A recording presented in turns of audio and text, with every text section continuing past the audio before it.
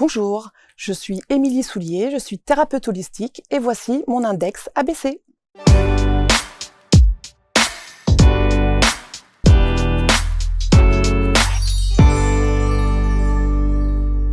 C'est une chercheuse de vérité, une enquêteuse, comme l'on dit. Et une chercheuse de vérité, c'est sans doute quelque chose qui pourrait aussi faire partie des titres lorsque on décide d'estampiller, parce qu'en France, on aime bien mettre des étiquettes, il faut mettre un nom, etc. Bon, en tout cas, c'est une thérapeute holistique.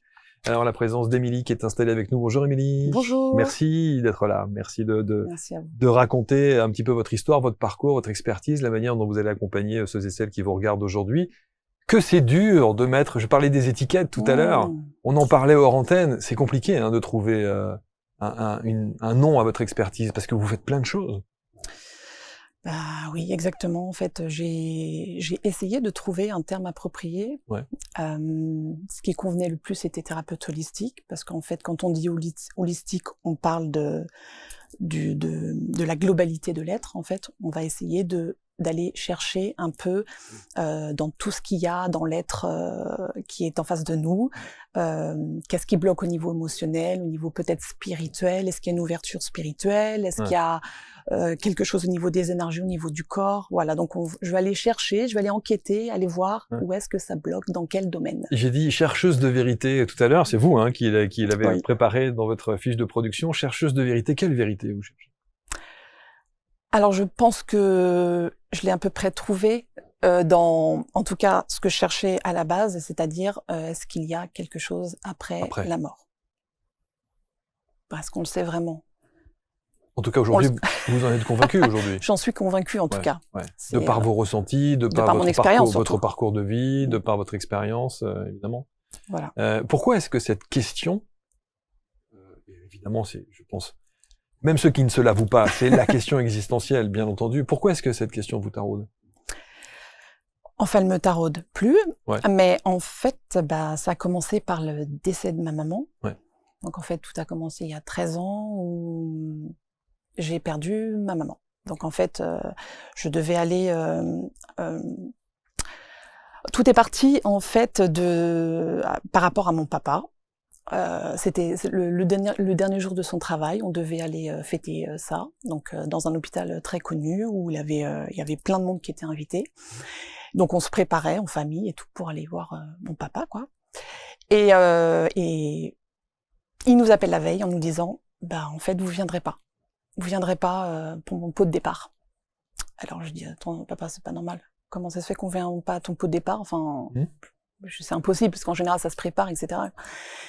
Et il me dit, non, on pourra pas, parce qu'en fait, maman a quelque chose d'important. Elle doit aller consulter à l'hôpital. Et donc, en fait, demain, ça sera pas possible. Alors moi, franchement, je suis tombée des nues, quoi. J'étais en famille, à la maison. Et je me suis dit, qu'est-ce qu'elle a? Qu'est-ce qui se passe? Enfin, tu nous as jamais rien dit. Qu'est-ce qu'elle a? Et en fait, il nous annonce qu'elle a un cancer de la peau. Au départ, on le savait pas vraiment, on savait qu'elle avait quelque chose au niveau de la tête, et fallait faire des recherches, etc. Donc là, elle avait rendez-vous à l'hôpital, un rendez-vous qu'elle pouvait pas annuler. Et en fait, c'est parti de là. Donc je me suis dit, bam, c'est pas possible, quoi. Parce que... Et vous aviez 33 ans. Et j'avais... Un peu avant, 32 ans. Et votre maman part un an après. Oui. C'est ça, à l'âge où vous aviez 33 ans. Exactement. Qu'est-ce qui se passe dans les 33 premières années de votre vie? Il n'y a pas de spiritualité? Il y a pas... Vous êtes d'une famille... Alors, totalement fermé à ça. Totalement. Enfin, fermé. En tout cas, on n'en discute pas. Ouais. On n'en parle pas. J'ai jamais mis les pieds dans une église. La Bible, jamais lu. Non, aucune spiritualité, franchement. Rien du tout. Vous ressentiez déjà? Alors, moi, faut savoir que je suis quelqu'un de très émotif, très hypersensible, comme on dit. Très souvent dans... Vous avez l'habitude, j'imagine. Oui, il y en a beaucoup. Ouais. Et en fait, quand j'étais jeune, par exemple, je tombais dans les pommes. Très souvent, quand on... D'émotion? D'émotion. Ouais. Donc, j'ai été une fois à l'hôpital, quoi, parce que mes parents m'avaient puni. C'était pas une grosse punition. Et en fait, je l'ai pas supporté. Enfin, mon corps n'a pas supporté. Et j'ai fait une syncope, quoi. Ok. Donc, c'était quand même assez fort, quoi. Voilà. Donc, j'avais quand même cette hyper émotivité. Après, j'étais quand même une enfant qui était un peu la tête ailleurs, on va dire. À l'école, j'étais un peu seule, faut avouer. Hein, j'avais une copine, souvent. J'avais qu'une copine, on était à 2, mais j'étais pas dans le groupe, par exemple. Et des ressentis? Les ressentis, on peut pas dire que j'avais des ressentis, mais à l'âge de 11 ans, par exemple, une nuit, je me suis levée et j'ai entendu une dame. Et je pourrais pas savoir qui c'est. Et en fait, c'était une dame. Je dis une dame parce que ça avait une voix un peu féminine, mais c'est entre le féminin et le masculin, j'arrive même pas à dire. Voilà. Elle vous dit quoi? Je m'en souviens plus du tout. Je me souviens que ça parlait très fort dans mon oreille. Ça a duré. On pense que c'est long, mais je pense que ça a duré peut-être 15 secondes.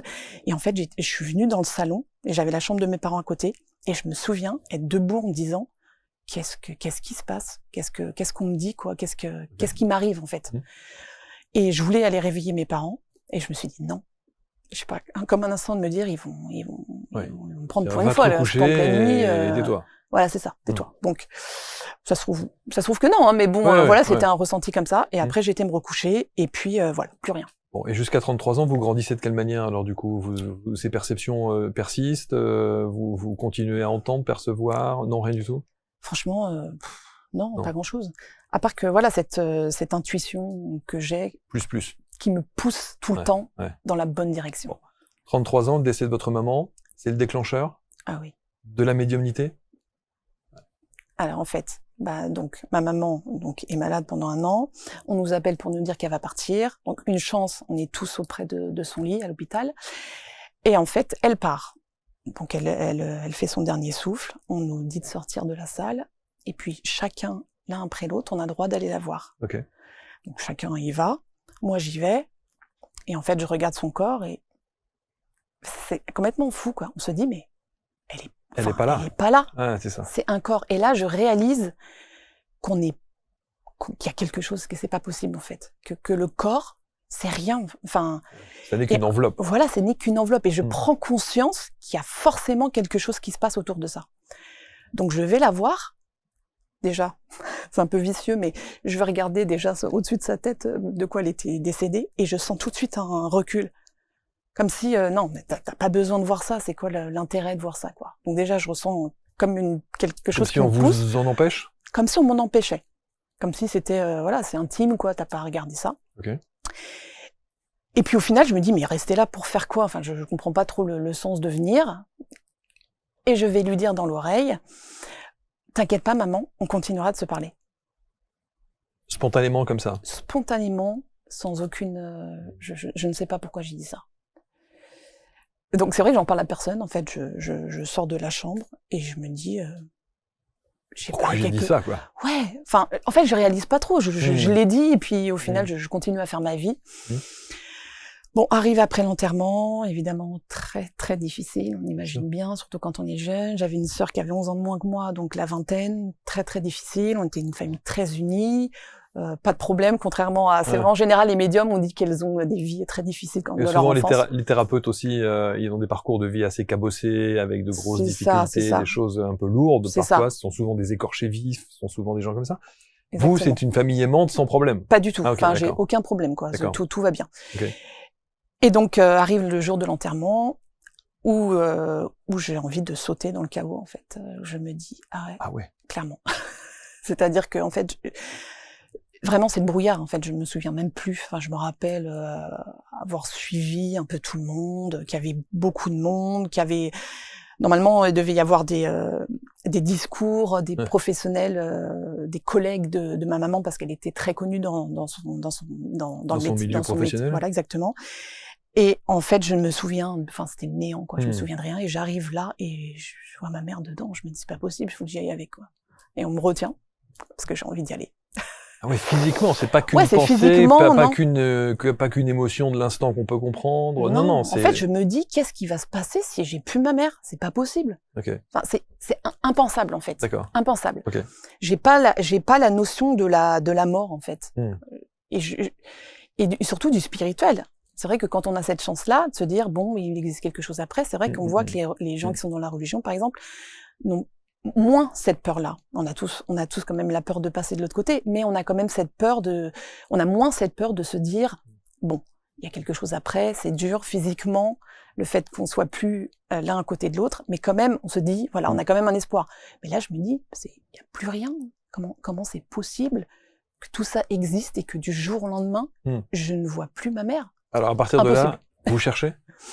À partir de là, je me mets en tête qu'il y a un moyen de communiquer avec elle.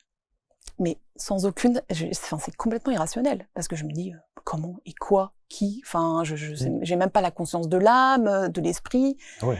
Mais non. Vous démarrez de zéro. Hein. Ah, mais c'est pour ça que je dis, quand je parle en général de mon évolution, les gens qui m'ont connue quand j'étais jeune me disent, mais je te crois 100%, franchement, parce que je t'ai connue avant et que j'avais pas du tout la notion de tout ça, quoi. Ouais. Et donc je me dis, allez, je suis en recherche, en fait, en quête d'un sens, d'une vérité, de quelque chose qui peut exister, peut-être une part de ma maman qui peut être quelque part. Où, j'en sais rien. Comment, j'en sais rien non plus.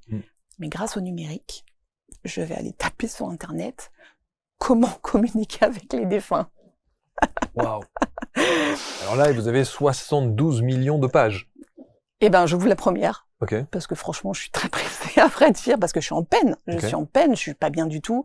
J'avais 2 enfants en bas âge, mon grand qui avait 4 ans et ma petite qui avait 2 ans. Ouais, mes beaux-parents qui les gardent, parce que je suis incapable de les gérer, incapable de les avoir auprès de moi, parce qu'en fait, je suis dans la peine totale. Ouais.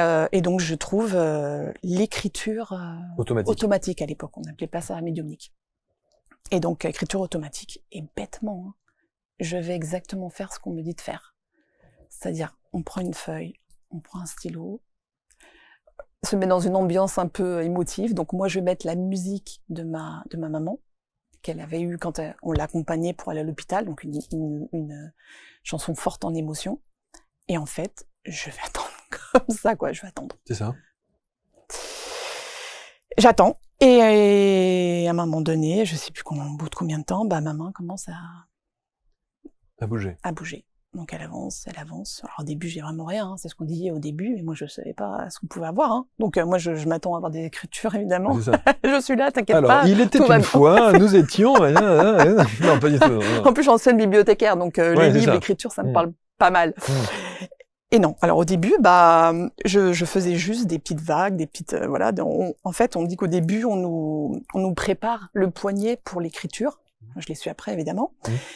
Et je commence à faire quand même un cœur. Je commence à écrire un mot que seule ma maman donnait à mon papa dans l'intimité. Ok. Et qu'est-ce que je fais, évidemment? J'appelle mon père. Pendant que je suis en train de faire ça, je me dis, mais attends, je vais pas être toute seule dans ce délire. Dans ce délire, ouais, voilà. C'est un peu ça. Je lui dis, j'appelle mon père, parce que je suis proche de mon père. Je dis, papa, je crois que je suis en train de parler à maman. Et mon père me dit, mais qu'est-ce qui t'arrive? Et mon père aussi, dans la tristesse. Oui, mais en fait, dans la tristesse, bizarrement, il n'était pas du tout cartésien. Et oui, la plupart des gens cherchent cette possibilité. Il s'est dit, il y a quelque chose, voilà. Et donc, du coup, on habite à côté, il habite à une ville juste à côté. Donc, il me dit, j'arrive, ma fille, t'inquiète pas, j'arrive. Okay. Donc, ni une ni deux, il arrive, moi, je continue et tout.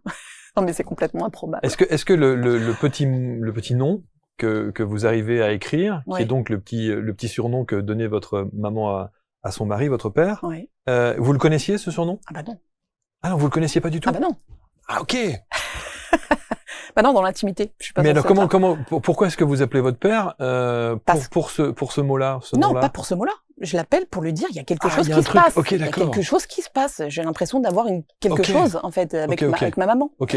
Donc lui, il arrive, il voit le mot. Voilà. Donc lui, il arrive, il me voit en train il me fait mais qu'est-ce que tu fais? Je dis mais je sais pas. J'ai l'impression que je parle avec maman et je continue quoi. Et il me dit, mais c'est pas possible, pose-lui des questions. Donc, je commence à poser des questions, et elle me met des petits mots. Et à un moment donné, elle m'écrit maman. Donc, elle me fait vraiment écrire maman, mais sans les traits, vous voyez. Donc, en fait, je lève pas le doigt, les doigts. J'écris des petits mots au début, parce que j'ai pas des grandes conversations, évidemment. Et arrive l'heure où mon père il me dit attends les enfants, il faut faire quelque chose, faut t'arrêter parce qu'il faut que tu ailles chercher tes enfants, etc. Je devais aller les chercher. Mais pardonnez-moi, je vous coupe, mais juste avant, il a vu le mot, le petit diminutif. Oui. Et donc il me dit mais c'est pas possible. comment tu fais pour où elle est maman? Et il commence à pleurer. En fait, mon père commence à fondre en larmes. Il pleure. Il est complètement bouleversé. Parce que quoi. ça, c'est une preuve flagrante. Bah si oui, vous ne connaissez pas ce mot, vous arrivez à l'écrire et lui, il le reconnaît évidemment instantanément. Bien sûr. Waouh. Donc on se dit, il y a quelque chose. Oui, mais en même temps, oui, bien sûr, mais c'est un tourbillon, j'imagine. C'est un tourbillon, en fait. On réalise pas vraiment sur son instant. C'est après qu'on va analyser, en fait, la situation. Et voilà. Donc, je m'arrête comme ça. Là-dessus. Donc, on se regarde avec mon père et il me dit, qu'est-ce que c'est? Qu'est-ce qui se passe? C'est vrai que ça remet tout en question, en fait. Ah non, mais c'est sûr. C'est sûr qu'il y a quelque chose. Il y a quelque chose d'improbable. C'est une preuve. C'est une des preuves. C'est une des preuves. Et alors, c'est à ce moment-là parce que vous allez rentrer dans une sorte de boulimie de savoir, de comprendre, de recherche, et là, vous allez faire de la sophro, de l'hypnose, des constellations familiales, la tranche chamanique, les cérémonies chamaniques, vous allez tout expérimenter, en fait. Alors ça, c'est bien plus tard. C'est bien plus tard. Au début, j'essaye de justement communiquer de plus en plus et avoir de plus en plus d'écriture. Ce qui va être le cas? Oui, parce qu'en fait, comme les enfants sont petits, donc mon grand, il est à l'école maternelle, et ma deuxième, elle était avec moi, puisque je la gardais 3 ans, donc elle avait que 2 ans. Donc à chaque fois qu'elle est à la sieste... Ouais. Hop, écriture. Allez, c'est le moment, on y va. Écriture. Et ça marche à tous les coups? Ça marche à tous les coups. J'ai aucun problème d'écriture. Oh. Ça marche à tous les coups. Avec c'est toujours votre maman? Toujours ma maman. Après, j'ai eu ma grand-mère. Après, j'ai eu des membres de ma famille. Donc, évidemment, comme je suis quelqu'un de très cartésienne, je me dis, attends, ça se trouve, c'est moi, tout simplement. C'est la première réaction, et on va se dire, ouais, ok. C'est moi, je comprend, fabule. elle est dans la souffrance, elle est dans la peine. Mais tout le monde me l'a dit. Hein. J'imagine que tout le monde vous a dit la même chose. Tout le monde m'a dit, elle a envie, ça la rassure, mais tant mieux, si ça lui fait du bien, tant mieux. Bien sûr, ça c'est la réflexion systématique, bien sûr. Voilà. Comment vous êtes sûr? Alors, comment je suis sûre? Je suis sûre parce que je vais pas contacter que ma maman. Je vais me dire, attends, ok, il se passe peut-être quelque chose, mais prenons un peu de recul, allons soit consulter d'autres médiums, justement, ou avoir d'autres expériences avec des gens que je ne connais pas. Donc, je vais aller voir le fameux médium Henri Vigneault, et je vais prendre rendez-vous avec lui. Comme par hasard, ça tombe une date clé, qui est mon anniversaire. Donc j'arrive le jour de mon anniversaire, alors que, vous savez, on doit attendre un an d'attente. Donc je tombe sur ma date d'anniversaire, etc. Et donc il me rassure en me disant que oui, en effet, ma mère est bien de l'autre côté. Enfin, il m'apporte plein de choses. Et j'étais avec mon frère. Et on connaît en plus la technique d'Henri, qui consiste à ne vouloir connaître aucune information de votre histoire, de votre parcours, de même la raison pour laquelle vous êtes là. Il veut rien savoir. Rien du tout. Et en fait, je viens avec mon frère, qui est ingénieur, donc vous imaginez, très scientifique, très cartésien. Et je me suis dit, celui que je dois emmener, parce qu'on a le droit d'être 2, c'est mon frère, obligatoirement. Et mon frère sort de là complètement dépité. C'est cool qu'il ait accepté de venir déjà. Hein. Oui. S'il est très cartésien, il joue le jeu. Un scientifique, normalement, est dans la... Oui. Il veut chercher. Il cherche. Bien sûr. Il est dans la preuve. Il n'est pas, normalement, buté. Bon, donc, il a été calmé? Il a été calmé direct. Il m'a dit, qu'est-ce que c'est que ça? Oui, apparemment, voilà, il se passe quelque chose. Enfin bon, bref, après, on est toujours dans cette, comment dire? C'est une spirale après, hein. Oui, c'est jamais assez. Non, c'est jamais assez. Ouais. Il en faut encore un peu plus, davantage, plus précis, voilà. Toujours. Ouais. Donc en fait, je me dis, on va aller chercher une personne que je connais pas. Est-ce qu'Henri vous dit que vous êtes médium? Non. Enfin, non, pas du tout. Non. Pour l'instant, non. Par contre, il parle d'écriture. Ok. Il dit que vous écrivez, il y a quelqu'un entre vous deux qui écrit. Voilà, donc il me parle d'écriture, il me dit que c'est bien, faut que je continue. Ok.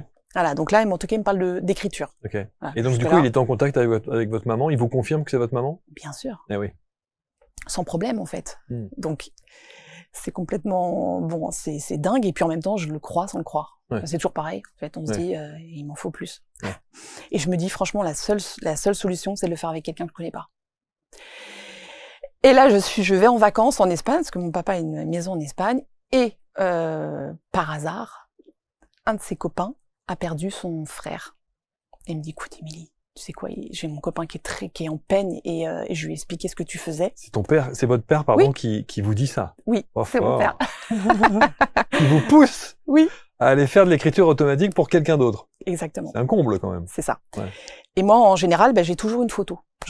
J'aime bien regarder la photo et j'aime bien regarder les yeux, parce que j'ai l'impression que il y a tout dans les yeux, en fait, que je peux me connecter avec l'âme de la personne, et qu'en fait, il y a vraiment une énergie sur la photo. Donc moi, souvent, je touche la photo et je regarde vraiment les yeux de la personne. Et là, il me dit, je dis, mais t'as pas de photo, ça va être compliqué. Évidemment, je me dis, je vais pas y arriver, quoi. Sans photo, ça va être compliqué. J'ai toujours fait que la photo. Ouais. On essaie toujours de se dire. Le support. Ouais, de se dire, non, je vais pas y aller parce que bon, on sait jamais. Si jamais j'ai rien, enfin, toujours pareil, quoi. Se dire, ça se trouve, j'aurai rien, je vais le décevoir.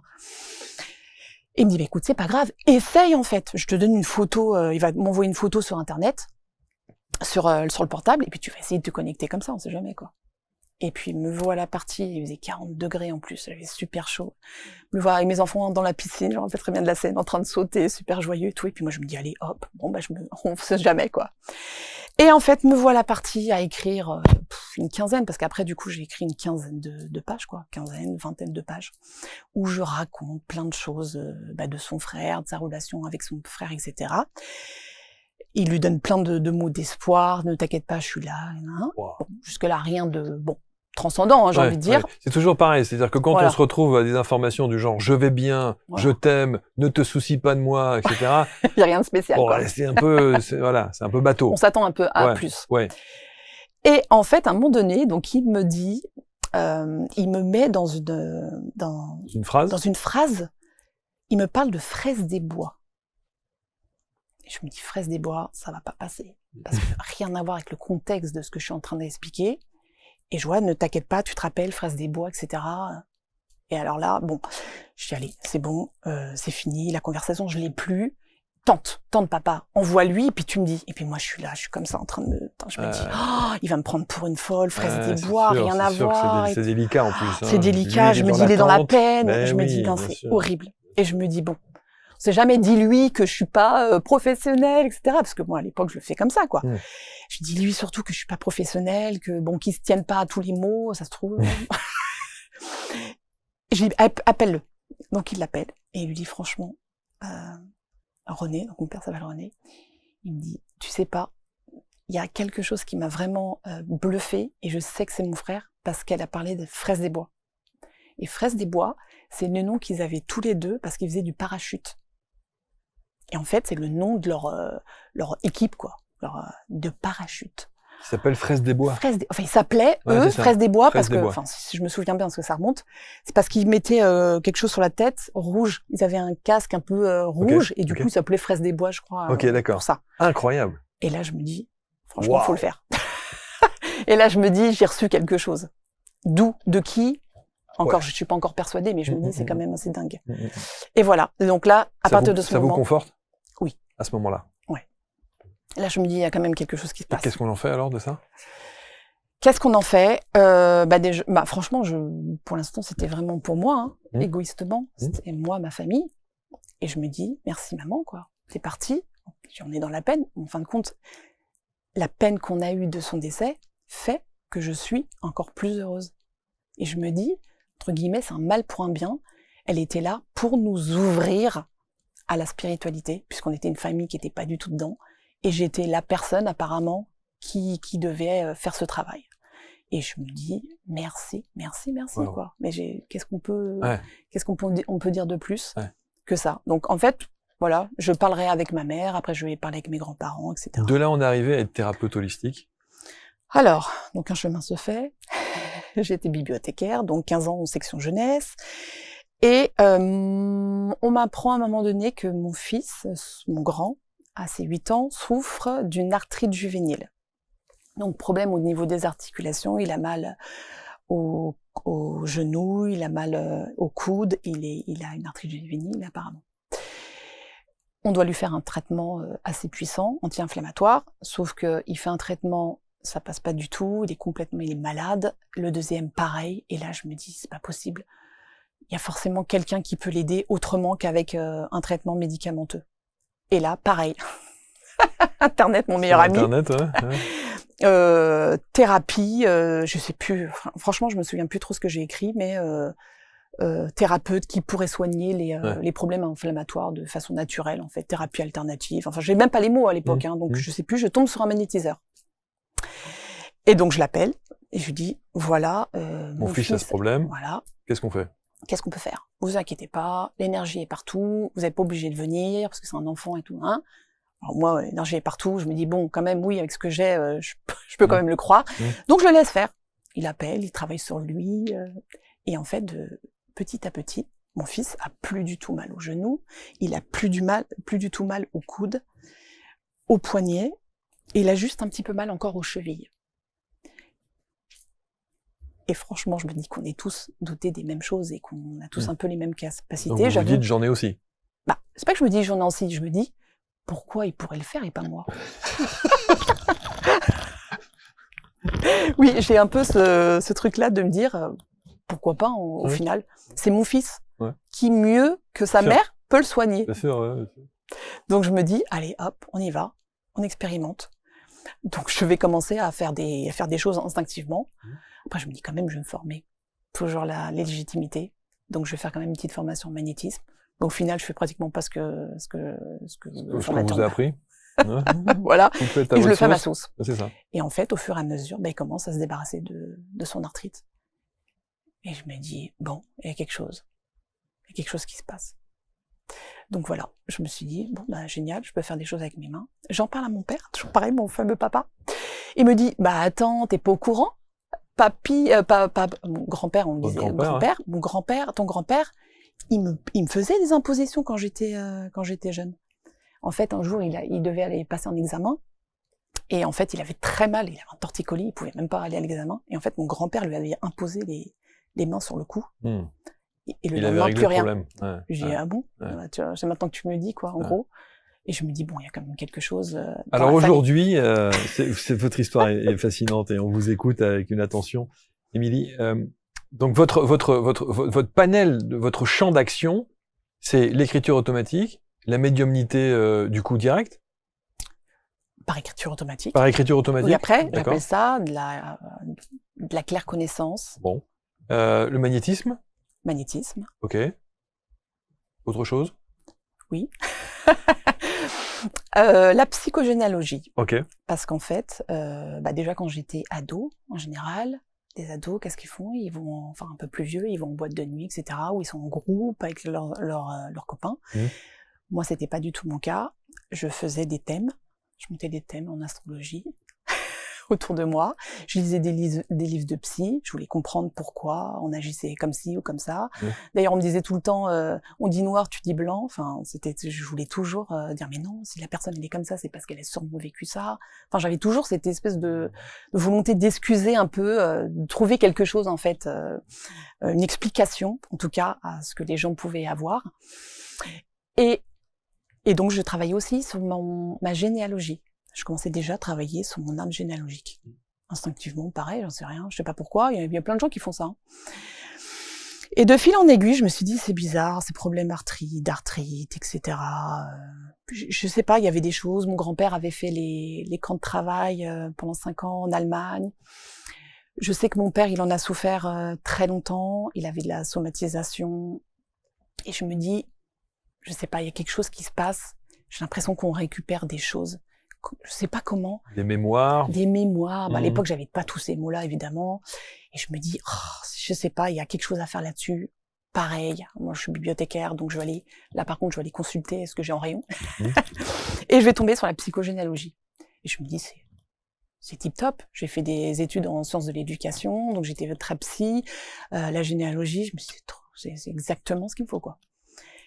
Et donc, je vais me lancer dans la psychogénéalogie. Et ce qui est génial par rapport aux constellations familiales, c'est pas du tout la même approche. Constellation familiale, c'est vraiment au niveau du ressenti émotionnel. On est vraiment en groupe et on va travailler sur l'émotion, sur le ressenti. Moi, c'est vraiment de l'analyse.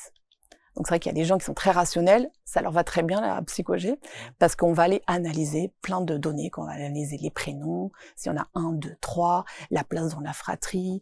On va vraiment aller analyser plein de choses, des dates de naissance, de décès, voilà. Et qu'est-ce que ça a dit pour vous, alors, par rapport à votre histoire, par rapport à ces problèmes de rhumato et autres Alors, rhumato, J'ai pas été chercher là-dessus Bon. parce qu'en fait, ce qu'on dit en psycho-G, c'est que il faut toujours travailler sur soi et pas sur les autres si les autres le demandent pas. D'accord. Et on vient avec une problématique. Donc moi, on n'a pas le droit de prendre le pouvoir de quelqu'un. Si la personne ne demande rien, je vais pas lui dire ah tiens je vois ci. Non, c'est pas possible. Donc la personne elle vient avec une interrogation. Donc pour moi, j'ai travaillé pour moi. Qu'est-ce que j'avais pu récupérer. Et donc j'ai fait toute mon analyse et en fait j'ai récupéré moi du côté de ma mère, donc au niveau de ma grand-mère et de mon arrière-grand-mère où j'ai un lien au niveau de la date de naissance et date de décès. Donc en fait on me demande de réparer la vie de ma grand-mère et de mon arrière-grand-mère. Donc ça j'ai appris ça, que j'étais un enfant de remplacement comme on dit en psycho-G. Et voilà. Donc oui, c'est vrai que ça ouvre des portes et je me suis dit bah oui, ça me parle parce que Qu'est-ce que vous avez fait de cette information après? Et ben je me suis libérée parce qu'en fait, je travaille sur la libération par écriture parce que moi du coup l'écriture ça me parle bien. C'est la base chez vous l'écriture. Franchement, c'est la base. Ouais. Et donc ça sera l'acte symbolique. Donc en acte symbolique, je vais aller libérer la mémoire transgénérationnelle, la mémoire cellulaire de la problématique qui a libéré en fait. Voilà. Donc ça veut dire qu'aujourd'hui, les personnes qui vous consultent, votre travail de base, même si on a vu que votre champ d'action est quand même assez éclectique, et le travail de base, le support, c'est l'écriture. Pour les personnes qui vous consultent. Oui. Ouais. Je passe automatiquement vers l'écriture, mais comme je fais aussi des soins énergétiques, et ben je travaille avec mes mains. Oui, bien sûr. Et je suis aussi sonothérapeute. Donc je travaille avec les instruments. Alors là, par contre, je me suis pas du tout formée parce que je pars du principe, je sais que je vais me faire des ennemis, mais je pars du principe que on appelle ces instruments des instruments intuitifs. Oui. Donc par définition. La formation.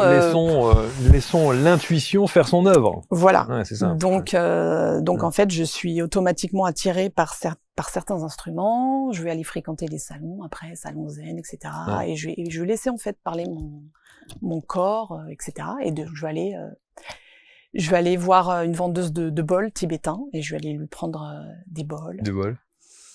Après, c'est le tambour qui m'a appelé. Donc après, pareil, le tambour. Et au fur et à mesure, je vais aller libérer des choses au niveau corporel.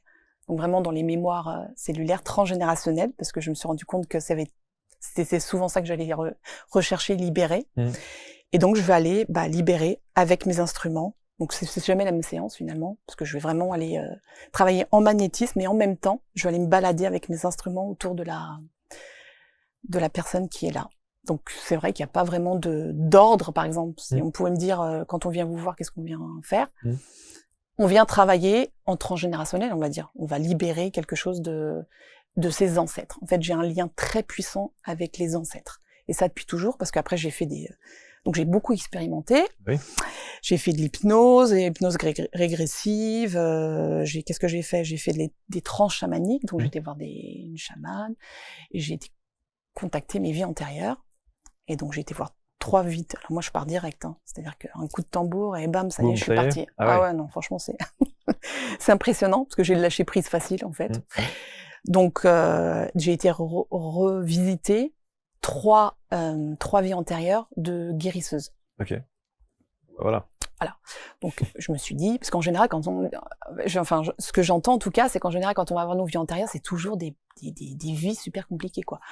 Ah, j'ai vécu des choses difficiles, et moi pas du tout. En fait, je pense que j'ai été recontacter comme on va dire des talents quoi, des choses que j'avais déjà exploitées que je peux maintenant redistribuer, voilà. C'est ce que je me suis dit parce que je vois pas quel est l'intérêt d'aller revisiter ces vies à part ça quoi. Ça veut dire qu'aujourd'hui dans votre parcours de vie, il y a eu des phases de doute. Et il y a eu des questionnements. Tout ça c'est fini? Tout ça c'est fini. Vous n'êtes plus dans le doute? En tout cas, j'ai pas peur de mourir. Ça déjà, c'est quand même, je pense que c'est une grande peur qu'on a tous et qui fait que c'est parfois difficile de vivre. De vivre, ouais. Donc déjà, c'est quand même quelque chose de très important pour moi, d'essayer en tout cas d'aider les gens à ouvrir justement ce côté spirituel, ce côté après. Donc souvent, quand les gens viennent me voir, J'essaie de surtout interroger ce côté-là. Est-ce qu'ils sont spirituels déjà? Est-ce qu'ils ont cette ouverture-là? Quand je vois que souvent ils n'ont pas cette ouverture-là, je vais essayer d'en parler avec eux. Qu'est-ce que vous en pensez, etc. Et souvent, il y a des montées qui arrivent. Parce que souvent, ils peuvent venir avec une problématique, mais au final, on sent qu'il y a toujours... C'est toujours la peur de la mort, au final, bien sûr, qui est très, très récurrente. Et qui est légitime. Qui est légitime. On sait qu'on va tous mourir, mais on a quand même cette peur-là et on ne sait pas... Voilà. Donc, là-dessus, voilà, bon, après, je suis déjà assez contente. On a plus peur de souffrir, je pense. Voilà, c'est surtout ça. Je me dis, j'espère que je souffrirai pas avant de partir. Mais après, non, les peurs, on a tous des peurs dans la vie. Si on n'avait pas de peur. Est-ce que vous êtes toujours en contact avec votre maman? Non, parce que je la laisse vivre sa vie de l'autre côté. Parce qu'en fait, je pense qu'aussi, il faut pas être acharné. C'est-à-dire que elle est partie. Il faut aussi accepter. Alors, je ne sais pas si le deuil, ça veut dire vraiment quelque chose, faire le deuil de quelqu'un. En tout cas, je pense que j'ai fait le deuil du fait qu'elle ne soit plus là. Elle est ailleurs, d'accord, mais elle n'est plus là. Et je pense qu'entretenir trop souvent des écritures comme ça... C'est-à-dire que vous ne la demandez plus? Ah si, par contre, toujours. Ah, je suis plus en écriture, mais elle est toujours auprès de moi. Okay. Elle m'aide toujours, elle m'accompagne, mais pas que ma mère. Je demande toujours à ma fameuse grand-mère, la grand-mère... j'ai su en fait que c'était elle qui me protégeait, qui était mon guide. En allant voir d'autres médiums, on me dit mais votre grand-mère, mais je dis mais je l'ai jamais connue ma grand-mère. Comment ça peut être elle qui me guide, qui me protège? Je l'ai pas connue. Et en faisant après mon arbre, je me dis mais je suis en lien, en psychogé, je suis en lien avec elle direct. En fait tout a été toujours en fait comme ça quoi. J'ai toujours des synchronicités, où je pense à, je dis, s'il vous plaît, là, les anges, mon guide, mes guides, aidez-moi, parce que je vais, et bam, j'ai une plume qui tombe. En fait, j'ai toujours quelque chose qui fait que ça me valide, en fait. Par exemple, pour venir ici, j'avais fait une écriture. J'avais contacté mes guides pour savoir, qu'est-ce qui pourrait se passer ces futurs, dans les futurs temps. Voilà, hein, pour voir s'il y avait des choses à faire, etc. Des messages à transmettre. Et on m'a dit que je pouvais bien passer par les réseaux sociaux, que c'était pas un problème en soi, mais qu'il fallait juste faire les bons choix, des bonnes personnes, et sentir le bon moment, les bonnes opportunités, etc. Et là, vous écrivez A, B et C. J'écris rien, je tombe sur votre sur la chaîne, votre œuf, et puis moi je me dis c'est pas un hasard parce que ça m'est jamais arrivé. Donc en tout cas, merci à vous de faire d'abord ce que vous faites, de le dire avec cette sincérité, cette authenticité, ce qui se sent, qui se ressent.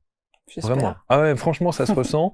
Moi, j'ai été happé par votre histoire et votre parcours de vie et la manière dont vous racontez les choses. Et vous dites cette phrase, vous dites esprit et maintenant, en 2 mots, au travers évidemment de l'écriture automatique. Ouais, ça, c'est quand l'amour est plus fort que la mort, c'est aussi un leitmotiv dans votre vie. En tout cas, essayer de faire comprendre ça au plus grand nombre, apaiser les consciences aussi, accompagner aussi. Vous avez tout dit. Ouais. C'est mon but ultime, d'essayer de faire comprendre aux gens qu'il faut profiter de la vie. Parce que c'est vrai que je travaille avec les défunts, je travaille avec le monde des morts, mais je suis quelqu'un de très joyeuse. C'est vrai que souvent on se dit, elle doit être déprimée, celle-là, elle doit être dedans tout le temps, alors les morts. Et en fait, c'est tout l'inverse. Ça me donne encore plus l'envie de vivre et de mettre de côté les choses qui peuvent être anodines. Finalement, on fait la part des choses. Est-ce que votre famille de cartésiens est reconvertie maintenant? Ils sont tous convaincus. C'est vrai? Ah, c'est beau. Mon père, ma sœur, mon frère, ils sont tous... Donc ils vous demandent de temps en temps? Mon père, Tu tout le temps. crois que, et tu crois que? Papa, mon père, tout le temps. T'as eu maman ces derniers temps? Mais je dis papa, je lui écris plus. C'est beau, c'est beau. Ouais, souvent il est comme ça, Ah, c'est mignon. Et je lui fais des soins aussi, souvent. J'ai mal au dos, tu me ferais pas un soin? Je dis, voyons que ça change parce que tu m'aurais pas dit ça il y a 15 ans. Oui, c'est ça, exactement. Émilie Soulier, voilà, je vous invite d'abord à revisionner ça, à partager cette vidéo, à rentrer en contact avec Émilie au travers de ses réseaux et en particulier au travers de son fiche index. Il y a évidemment autour de cette vidéo tous les liens pour que vous puissiez entrer en contact avec Émilie. À distance, tout se fait. Tout, l'énergie est partout. L'énergie est partout. Vous avez bien appris la leçon, hein. On vous l'a bien dit une fois. Poup, c'est ancré, hein. Ça y est, l'énergie est partout. Et puis, je vous remercie infiniment d'être venu par ici. Je pense qu'on aura l'occasion, évidemment, de reparler de votre expertise et de votre parcours de vie, parce qu'on pourrait faire une émission beaucoup plus longue là-dessus, parce qu'il y a beaucoup à dire, j'imagine.